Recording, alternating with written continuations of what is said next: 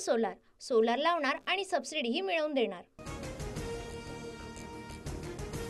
हत्येमागे कुणीही असो कारवाई होणारच। बीडच्या मस्साजोगचे सरपंच संतोष देशमुखांच्या हत्येबद्दल फडणवीसांचं आश्वासन। स्पेशल एसआयटी नेमण्याची घोषणा। आमचं सरकार संविधानाचा सन्मान करणारं, परभणीमध्ये कॅमेऱ्यासमोर दगडफेक करणाऱ्यांना सोडलं जाणार नाही, मुख्यमंत्री फडणवीसांचा इशारा। कामगिरी बरोबर नसावी म्हणून भाजपतल्या काहींना मंत्रिमंडळामध्ये स्थान मिळालेलं नसावं, मंत्री न झालेल्यांना पक्षामध्ये मोठी जबाबदारीही मिळू शकते, फडणवीसांचं विधान।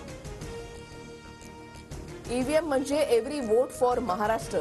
ईव्हीएमच्या मुद्द्यावर विरोधकांकडून होणाऱ्या आरोपांना फडणवीसांचं उत्तर, तर विरोधकांकडून अपप्रचार सुरू असल्याचाही पलटवार। नागपुरात फडणवीस सरकारचा मंत्रिमंडळ विस्तार संपन्न। 33 आमदारांना कॅबिनेट तर 6 आमदारांना राज्यमंत्रीपद। राज्यपाल सीपी राधाकृष्णन यांच्याकडून 39 मंत्र्यांना पद आणि गोपनीयतेची शपथ। मंत्रिमंडळ विस्तारामध्ये 20 नव्या चेहऱ्यांना मंत्रिपदाची संधी। भाजपच्या 9, शिवसेना शिंदे गटाच्या 6 तर राष्ट्रवादी अजित पवार गटाकडून 5 नव्या चेहऱ्यांना मंत्रिमंडळामध्ये स्थान। भाजपच्या 19 आमदारांकडून मंत्रिपदाची शपथ। बावनकुळे, चंद्रकांत पाटील, मंगलप्रभात लोढा, अतुल सावे, गणेश नाईकांसह 19 नेत्यांना मंत्रिपद। शिंदे गटाच्या 11 आमदारांना मंत्रिपदाची शपथ। शंभूराज देसाई, उदय सामंत, भरत गोगावले, संजय शिरसाट, भुसे, प्रताप सरनाईकांना मंत्रिपदाची संधी। अजित पवार गटातील 9 आमदारांना मंत्रिपद। हसन मुश्रीफ, अदिती तटकरे, धनंजय मुंडे, बाबासाहेब पाटील, दत्तात्रय भरणे, नरहरी झिरवाळ आणि मकरंद पाटलांना मंत्रिपद। आजपासून नागपूरमध्ये विधिमंडळाचं हिवाळी अधिवेशन। नवनिर्वाचित मंत्री आणि सदस्यांचा आज परिचय करून देणार। अधिवेशनामध्ये 20 विधेयकं मांडली जाणार। राहुल गांधी आज महाबळेश्वर दौऱ्यावर, खासगी कार्यक्रमाला हजेरी लावणार। न्यायालयीन कोठडीमधील सोमनाथ सूर्यवंशी मृत्यू प्रकरणी आज आंबेडकर अनुयायांकडून महाराष्ट्र बंदची हाक। परभणीमध्ये धरणं आंदोलनही करण्यात येणार।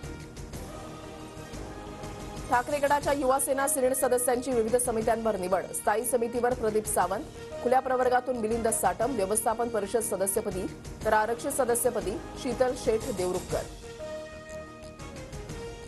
उत्तरेतल्या वाऱ्यानं राज्यामध्ये थंडीची लाट। मुंबईतील किमान तापमानामध्ये घट। अनेक शहरात तापमान 10 अंशांखाली तर नगरला सर्वात कमी 6 अंश सेल्सिअस तापमानाची नोंद।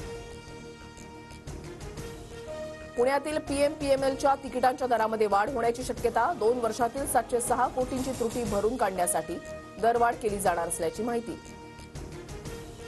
16 डिसेंबरला शेतकरी संघटना पंजाब वगळता संपूर्ण देशात ट्रॅक्टर मार्च काढणार। तसंच 18 डिसेंबरला ठिकठिकाणी रेल रोको करण्यात येणार। शेतकरी नेते सरवन सिंह पंधेर यांची माहिती। बॉक्स ऑफिसवर पुष्पा 2चं वादळ। 10 दिवसात 824 कोटींची कमाई। आतापर्यंतच्या कमाईतील 425 कोटी रुपये हिंदी व्हर्जनमधून। सोलार, सोलार लावणार आणि सबसिडीही मिळवून देणार।